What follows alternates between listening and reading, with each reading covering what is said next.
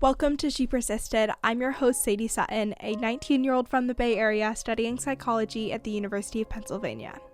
She Persisted is the teen mental health podcast made for teenagers by a teen. In each episode, I'll bring you authentic, accessible, and relatable conversations about every aspect of mental wellness. You can expect evidence-based teen-approved resources, coping skills, including lots of DBT, insights, and education in each piece of content you consume. She Persisted offers you a safe space to feel validated and understood in your struggle, while encouraging you to take ownership of your journey and build your life worth living. So let's dive in. This week on She Persisted. Oftentimes, families are really scared that, is my kid going to get better? How long is it going to take? And I'm here to say, I've seen it with my own eyes. I've been doing this work for over a decade. People do recover. I've worked with folks who have been in recovery for 10, 20 years. And some of them say to me, I never even think about my eating disorder anymore. It's just not a part of my life, which is amazing. And I think it gives people so much hope because you can get to that place when that eating disorder is so strong. It's hard to envision it being any different. Hello, and welcome back to She Persisted. Today's episode has been highly requested. I've gotten so many reviews and messages requesting that I dive into eating disorders and disordered eating on She Persisted. And so today we have an expert to give all of her insight and experience on the matter, and I'm very excited. Dr. Sam DeCaro is the Director of Clinical Outreach and Education for the Renfrew Center, which is an eating disorder treatment center. So she has so much experience working hands-on with patients as well as working within the eating disorder treatment industry. She offers so much insight and information on everything eating disorder treatment, struggling with an eating disorder, how parental relationships can impact an eating disorder or disordered eating. We talk about common myths about treatment and things to know if you are struggling with an eating disorder or if you're a parent of a teen who is struggling. So many amazing pieces of wisdom and insight in this episode. I really wanted to have the best of the best come on and give their perspective rather than speaking without experience on this one. And so I'm super excited to share this episode as a resource, and I hope you find it helpful. As always, I feel like with She Persisted, we kind of have an implied trigger warning. The topics are always included in the show notes and in the episode title, but obviously this episode does touch on disordered eating and eating disorders. If that is triggering for you, skip this episode, listen next week. But thank you for tuning in to She Persisted. As always, if you enjoyed this episode, share with a friend or family member, follow on social media at She Persisted Podcast, and let's dive into it. Thank you so much for joining me today on She Persisted. I'm so excited to have you on the show. I'm thrilled to be here. Thank you so much for inviting me. Of course. So I'd love to start with your background. What brought you to working in the mental health field, specializing in eating disorders? And yeah. Sure. So I have always been fascinated with psychology and human behavior ever since I was little. And so it was just a subject that had always interested me. And when I went on to grad school and to get my master's and my doctorate, I ended up doing internships with substance use. I also did internships working with children who had experienced trauma. And when it came time for me to choose a postdoctoral residency, I found this residency at Renfrew, and I knew that they worked with eating disorders. And what's interesting is that most grad schools don't teach much about eating disorders, and it's very rare to even find an internship that has eating disorders. But what was interesting was that I knew eating disorders frequently don't travel alone. It's never just an eating disorder. And eating disorders often co-occur with trauma, substance use. And so I was coming with this experience of, with that background, and I thought I could really contribute something to the eating disorder field. And then when I joined Renfrew and I started working with eating disorders, I just realized it was just such a great fit for me, and it incorporated everything that I had been learning about and working on. And I really fell in love with the work because of how transformative it can truly be for someone who's in recovery to see, especially at the residential level of care. Oftentimes it's maybe 30 days, and just to see the difference emotionally in someone who goes through treatment, it's remarkable. It's like their whole personality comes back and they have this renewed sense of who they are and what they want to do in life. And so it's really a beautiful thing to see. And I've stayed working in eating disorders ever since. I love it. It's so inspiring to hear you talk about that shift, and having seen so many people go through that, I'm sure that brings so much hope for both teens that are struggling and parents that also have a teen that's struggling and are navigating that as we speak. Right, exactly. I think oftentimes families are really scared that, is my kid going to get better? How long is it going to take? And I'm here to say, I've seen it with my own eyes. I've been doing this work for over a decade. People do recover. I've worked with folks who have been in recovery for 10, 20 years. And some of them say to me, you know what? I never even think about my eating disorder anymore. It's just not a part of my life, Yeah. which is amazing. And I think it gives people so much hope because it's hard to even imagine that Mm-hmm. you can get to that place when that eating disorder is so strong. It's hard to envision it being any different. I'd love to hear your thoughts on the causes of eating disorders. It's obviously something where there can be many contributing factors, but I think one of the hot topics in the mental health field right now is really the impact of social media on body image and the development of eating disorders. And we're seeing so much editing of content. We're seeing unrealistic expectations to live up to. And you also specialize in parental body image and how that impacts the development of eating disorders in teens. So I'd love to kind of hear your thoughts of what you think some risk factors, some causal factors are for eating disorders that listeners can be aware of and keep an eye out for in their own lives. Sure. So I get this question a lot. What caused my eating disorder? Everyone wants to get to the root of it. Because then they're like, oh, okay, then I can solve that. And it's right. Like, sometimes it's more complicated. Exactly. So there is no one cause.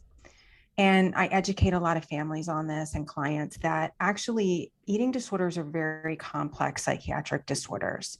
And there are many factors that can come together and sort of create the perfect storm for an eating disorder to develop.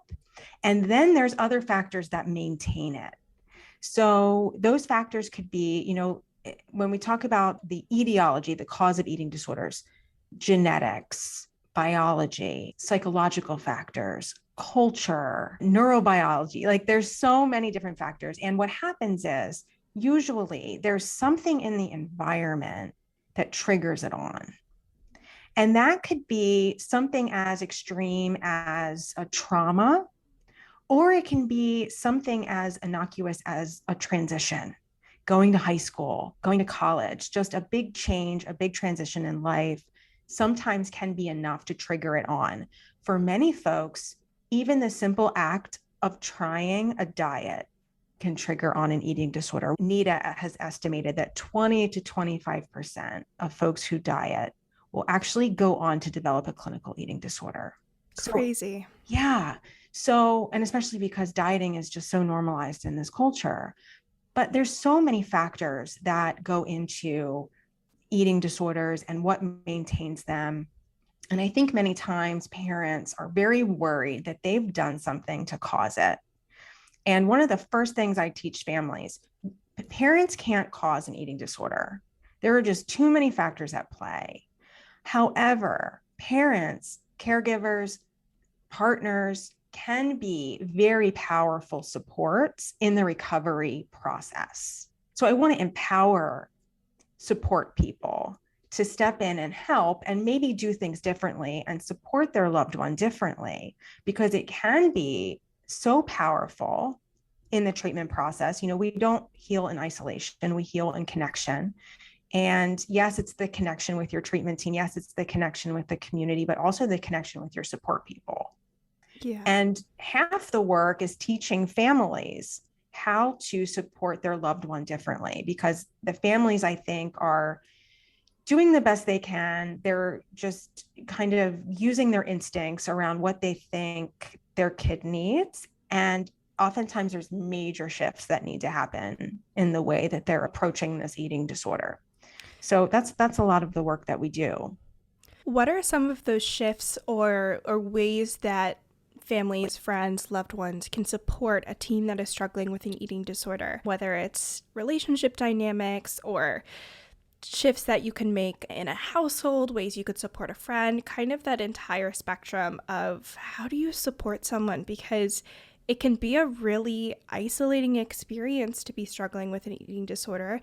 Like you mentioned, healing in the context of a community is so crucial, and yet I feel like there's a real disconnect in the general population between, okay, we want to support, but how do you support? I'm thinking of all of these quintessential TV shows or movies where they bring them to a restaurant, they eat a normal meal, and then you're like, oh, okay, it's better, it's healed, we move on with our lives. And it's like, right. That's not how it works. So what is your advice there for supporting someone struggling? Such a great question. I think oftentimes support people are like, just tell me what to do. I'll do anything. And okay, so let me just start by saying one of the most powerful things you can do, especially if you're a parent or a caregiver, and this is easier said than done, is to address your own relationship with food and your own relationship with your body. You know, if you're not in therapy and you don't have your own support around that, I often recommend that family members go get their own therapist. That's one of the first things. Get your own support, because the reality is, if you have a poor relationship with food, a poor relationship with your body, those things are going to surface in your relationship with your child or your partner. It doesn't have to be, you know, this happens in a lot of different relationships. But for example, what are you talking about around your kid? Are you talking negatively about your own body? Are you talking negatively about the bodies of others? You know, what are you eating or not eating in front of your kid? How are you talking about food? All of these things can potentially be internalized by your kid. You're teaching your kid how to treat their own body. You're teaching your kid how to relate to food. And it, in some cases, maybe you're directly doing that, but kids can pick up on nonverbal cues. They can pick up on very subtle ways that you might be reacting to someone on TV or a meal that someone's eating. And kids and teens are very perceptive. And we often, in psychology, we call this internalization. We internalize what our parents are saying and doing. And it eventually becomes a voice in our own head that feels like it belongs to us. It's like an inner critic. Mm-hmm. And in therapy, it's interesting because when my clients have a really strong inner critic, sometimes we just have to take a pause and say, who does that sound like? Does that voice remind you of anyone? Because oftentimes we're actually internalizing the voice of some attachment figure in our life. And it feels like it's a thought in our head or a belief system that we have. And therapy is oftentimes unlearning those beliefs and those thoughts.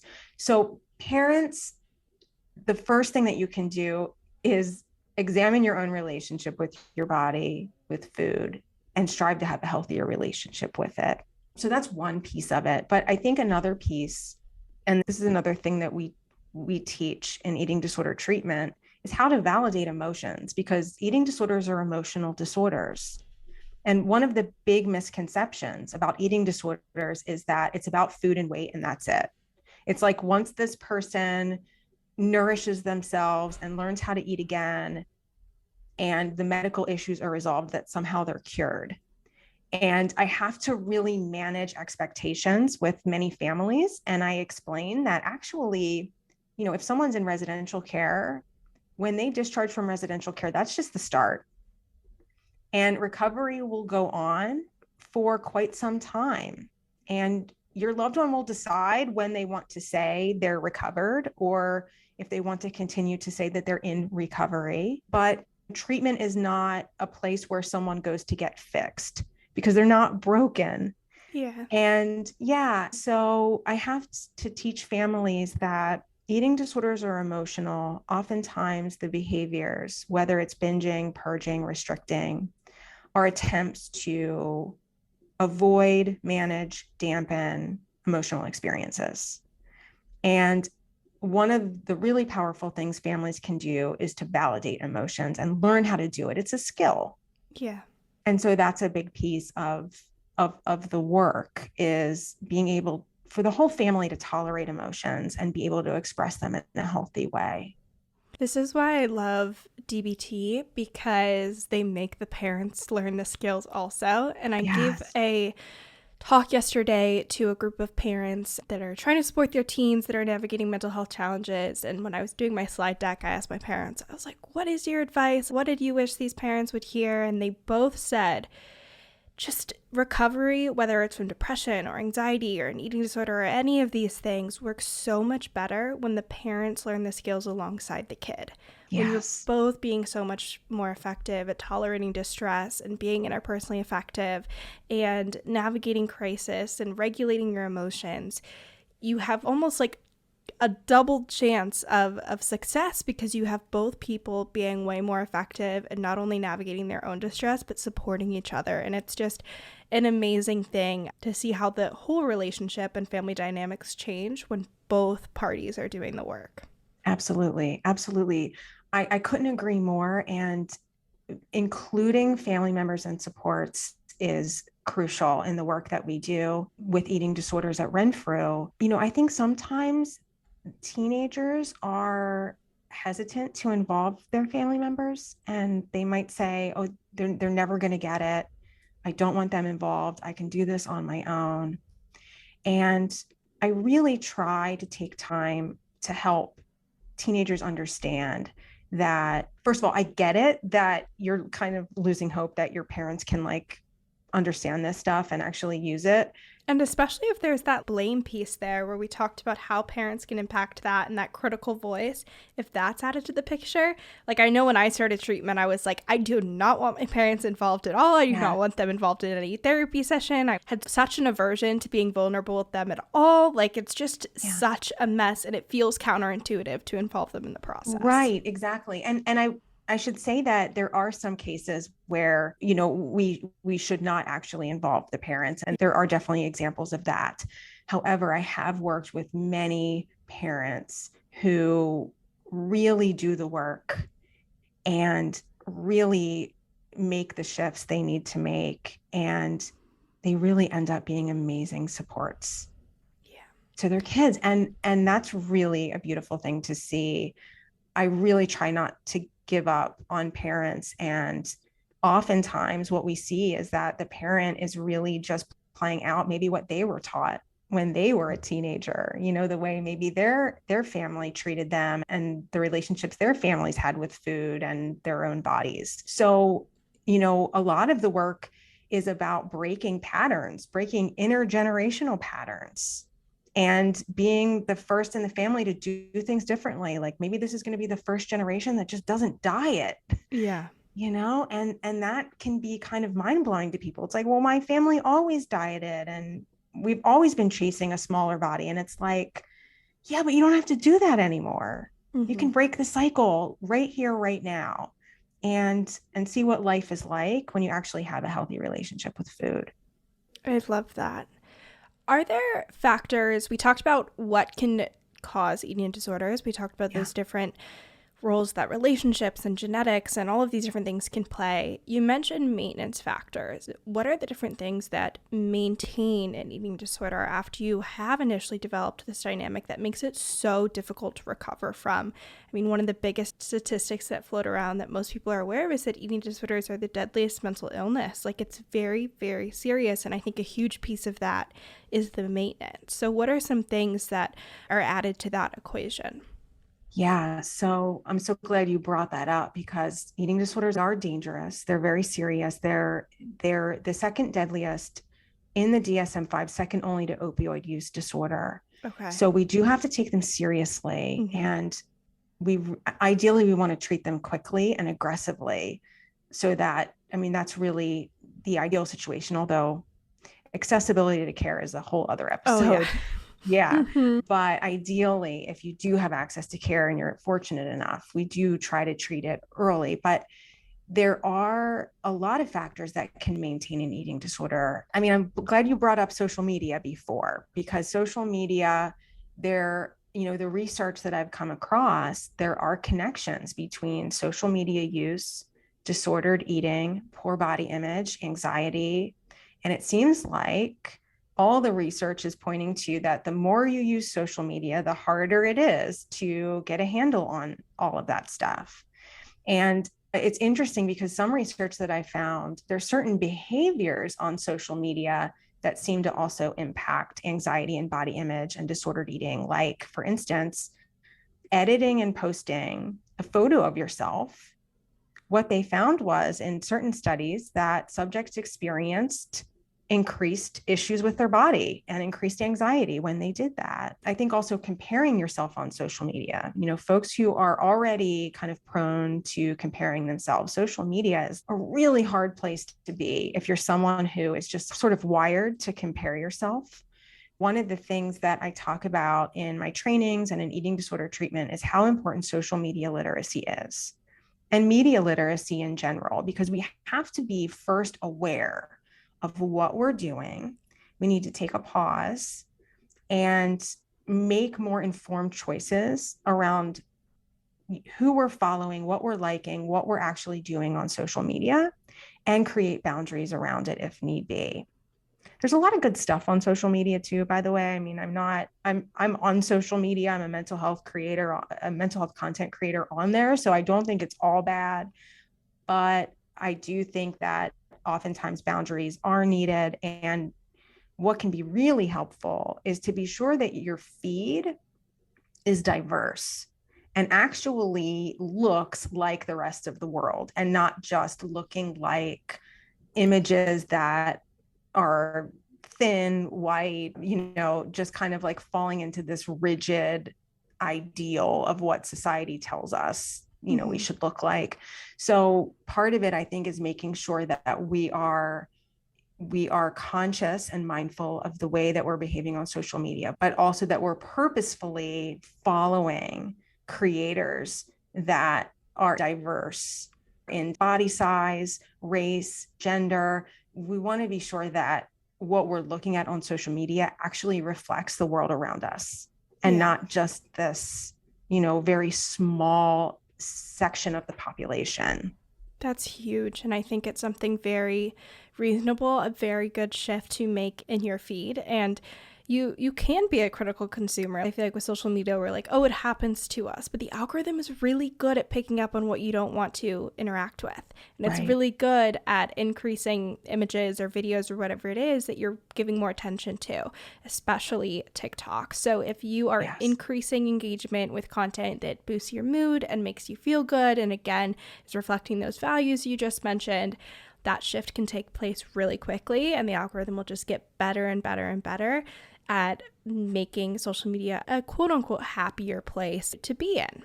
Right, exactly. We can teach the algorithm what to show us. Yes. And it might take some time. I've heard some people even create a second account with only positive mental health, pro-recovery type content. And they sort of experiment with, how do I feel on this account versus the other account? And what they often find is that they just feel so much better on the other account that they end up just switching over to the new one. Yeah. So that can kind of be a cool experiment if you're not someone who is ready to maybe change your current algorithm. Unfollow everyone, Right, exactly. But maybe experiment with creating a whole new account just to see, it's an experiment just to see what happens and what it's like to be on a different side of TikTok. Hey there, I'm Nadya Okamoto. Check out my show Tigress, which is basically my unfiltered and unapologetic journey of being a work in progress. I hope that I am authentic and I try to be as unfiltered as I possibly can. I am so passionate about what I do, from talking about periods to wanting to build community around the cause to loving the business that I'm working on. Tune in each week on Apple Podcasts, Spotify, or wherever podcasts are streamed. So you mentioned a couple of different phrases throughout the episode, whether it was dieting, which can lead to eating disorders. We talked about disordered eating, and then having an eating disorder. I would love to hear your thoughts on that spectrum and when you kind of cross over into these different areas. And so listeners, if they're listening, they're like, I don't feel like I have a great relationship with my body. I don't really know where I lie on that spectrum, but how can people be aware of when the idea of dieting becomes unhealthy or the disordered eating becomes more serious, and when to ask for help, look for support, and know that something's not normal? Because like we just talked about, if your environment, whether it's online or in real life, is so skewed, it can be really difficult to be in touch with, like, is this normal? Is this okay?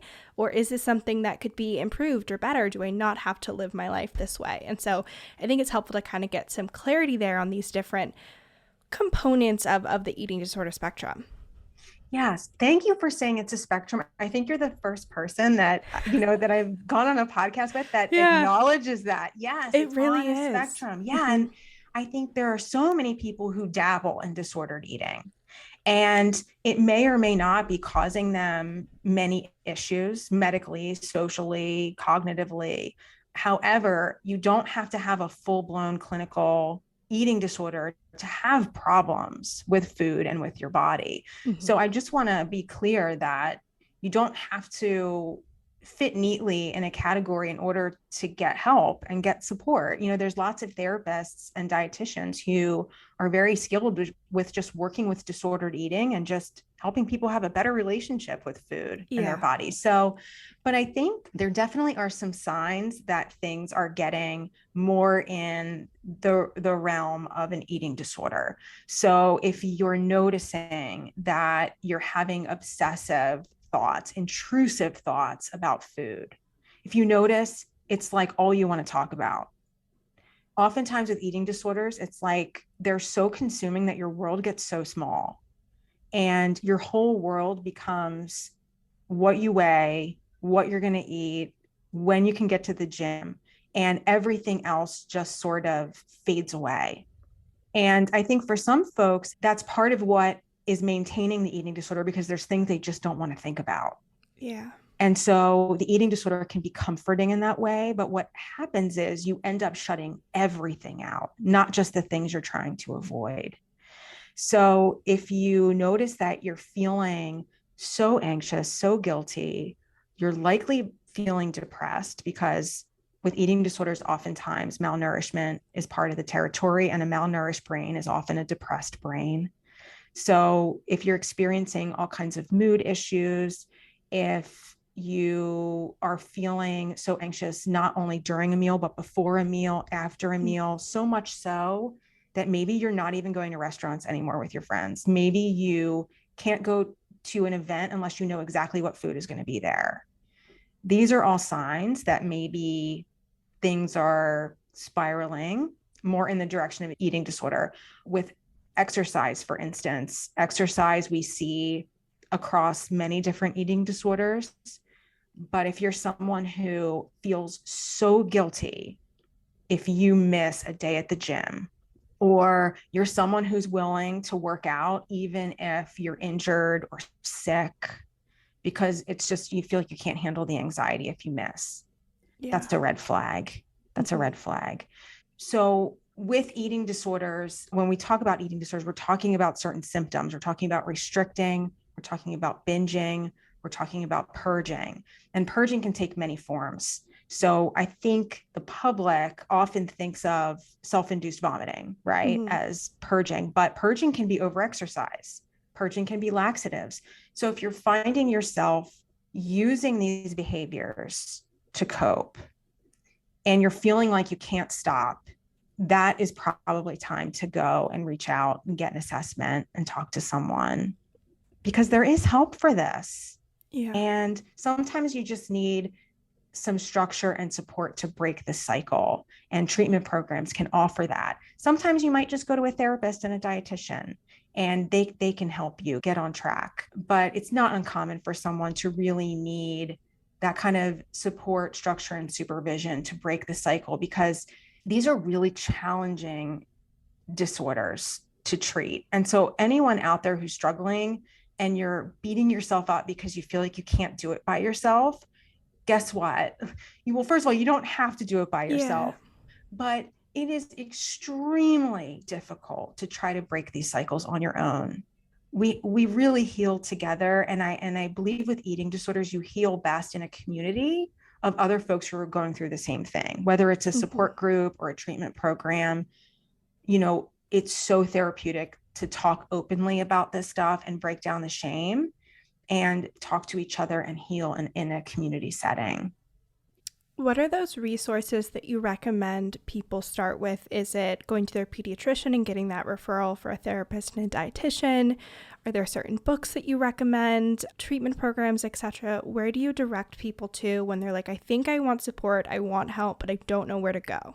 Sure. So the National Eating Disorders Association has a great website with all kinds of resources. Any parents out there, they have the Need a Parent Toolkit, which is this really comprehensive document of all kinds of information about eating disorders and what to do, and just to help parents better understand what they are. But also our website, redforcenter.com, we provide free blogs for people. We have free webinars, lots of good info on there, and quizzes you can take to figure out where you stand with your own relationship with food and your body. So those quizzes can be a good place to start. Definitely your doctor, going to your doctor and being brave and being honest about what's actually going on. And to ask specifically to be screened for an eating disorder. And doctors should know how to do that and insist on it, and that way your doctor can give you a screening. And then if the screening comes up that you're at risk, they can hopefully refer you out for more specialized services. It's really important for folks who are struggling with an eating disorder to, at the very least, have an interdisciplinary team.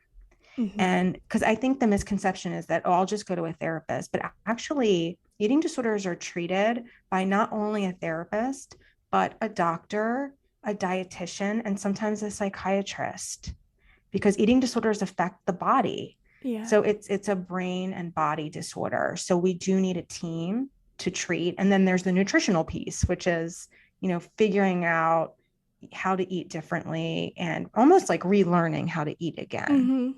Because eating disorders are disorders of disconnection, and folks become very disconnected from food. And so there's a relearning that happens. So a treatment team is really the best approach, and to find a team that specializes in eating disorders, because there are many providers who are not trained in this and can sometimes do more harm than good, especially any providers who are recommending weight loss or recommending dieting, which can actually exacerbate eating disorder symptoms. So to really, if you're fortunate enough to have access to care, to look for an eating disorder specialist.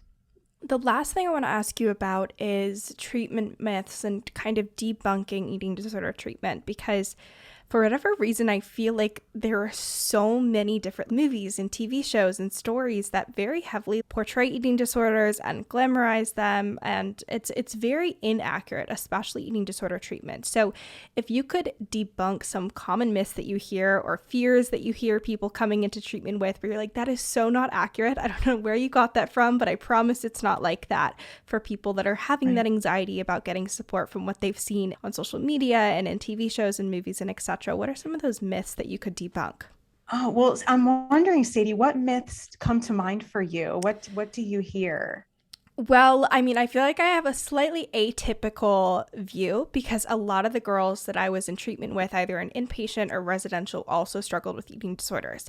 So I feel like I had more of an actual view of what it's like. But I would say all you drink is Ensure is one thing. I would say assuming that going into treatment means you would get a feeding tube, which is definitely not always the case. I remember having, at different points when I was exploring in my journey, like, is this something we're going to focus on? Having a fear that, like, if I didn't comply with the recommended diet or eating schedule, like, it's like very all or nothing. You either stick to this protocol or there's a loss of privileges and relationships. It's very all or nothing. Right. what else? Just so overly emotional and a lack of consent. Like, I think this is a big thing in the teen world, is that a lot of the times you're not making the decision to go to treatment because your parents have a lot more of a say over your medical treatment, whether it's getting surgery on a broken leg, but also mental health care. So a lot of teens that aren't ready for treatment. So I think having that piece of going into eating disorder treatment, but at the beginning not wanting to take that step. And then I think there's just so much glamorization of different eating disorder behaviors, whether it's purging into a box or all of these things that you see in shows where you're like, what is happening here? But those are the ones that come to mind.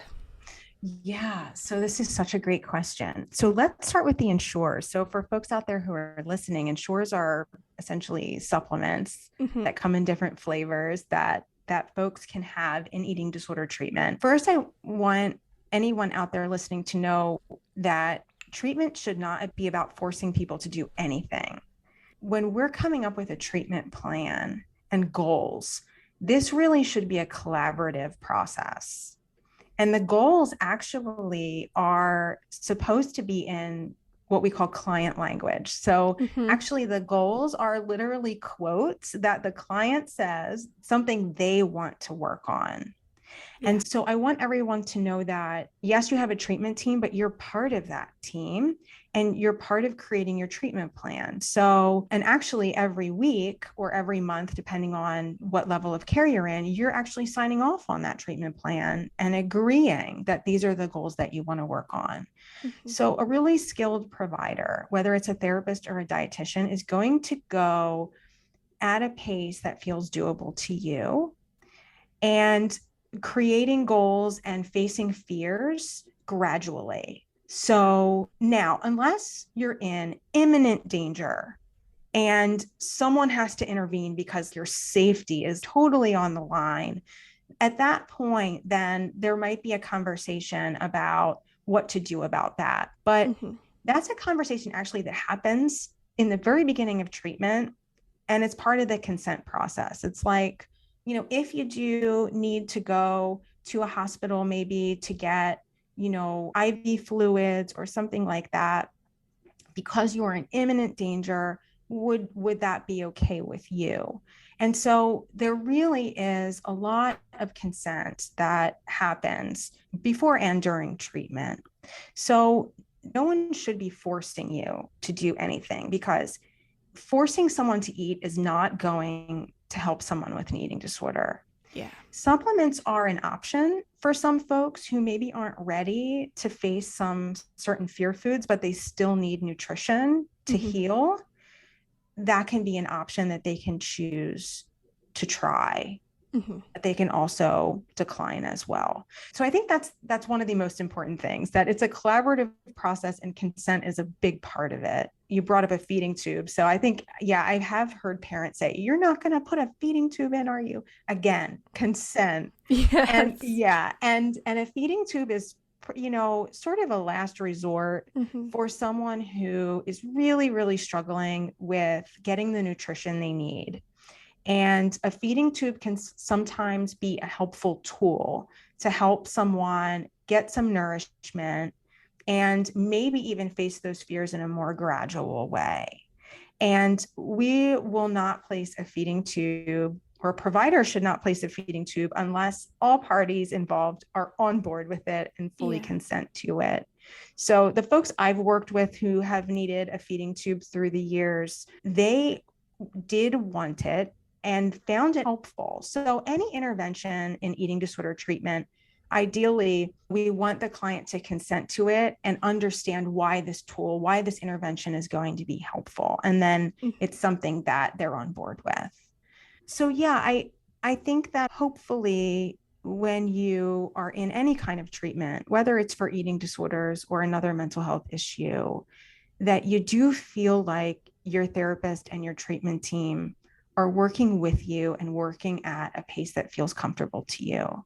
And it's really about gradually building up confidence and gradually facing fears so that you're at the point where you're ready for that next challenge. 100%. And I think what you brought up with these different interventions being helpful for the client, or the client agreeing because it feels easier, the right step to take, I think that is very true. And put it in context, if you chose an intervention of a feeding tube, it would be like facing those fear foods or the anxiety that comes with meal times like once a day rather than 3 times a day. And so it makes sense why these are different things that are worked into treatment protocols. And yeah, I definitely love what you shared there. I think it's very helpful to keep in mind if you're navigating the treatment world. Right. And I often remind clients that if you're not agreeing with the treatment plan, it's okay if you decide to go to a different treatment provider or a different therapist or a different dietitian. And I think it's important for folks to understand that there's more than one road to recovery. Yeah. And certain treatment models and certain programs just might not be a good fit. And that's okay. And I think what's important is that you find a treatment model and a team that feels like it's a good fit for you. Mm-hmm. And it's aligned with what you want to accomplish. So there are many, many roads to recovery. You talked about DBT. There are so many different modalities. And I think it is important to learn about a little bit about each one so that you can decide which one you'd like to try and then find a provider that specializes in that.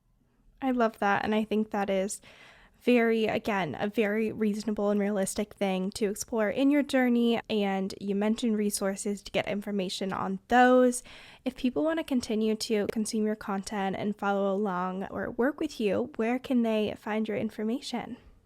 Yeah, so renfrewcenter.com is a great place to start. And a really easy number to remember is 1-800-RENFREW, which will take you right to our program information specialists. I'm the director of clinical outreach and education at Renfrew. So I put out a lot of free mental health content and I do free support groups. You can find me on TikTok. I run Renfrew's TikTok page. I write blogs and I also do free webinars. So if anyone's interested, all you have to do is go on the website and sign up. Amazing. Well, all of those will be linked in the show notes, and everyone that is doing their new social media account should definitely follow you so they can add that to their feed and create a positive little digital environment. So I love that. That would be great. I would love to see some new folks on there. Even if it looks like fake accounts with minimal following, no profile picture, she'll know that we sent you. All are welcome. Yes. I love it. Well, thank you so much for joining me. I'm so glad we got to do this, and I know this is going to help so many people. Well, thanks so much for having me. It was wonderful to talk about this with you. Thank you so much for listening to this week's episode of She Persisted. If you enjoyed, make sure to share with a friend or family member. It really helps out the podcast. And if you haven't already, leave a review on Apple Podcasts or Spotify. You can also make sure to follow along at She Persisted Podcast on both Instagram and TikTok, and check out all the bonus resources, content, and information on my website, shepersistedpodcast.com. Thanks for supporting, keep persisting, and I'll see you next week.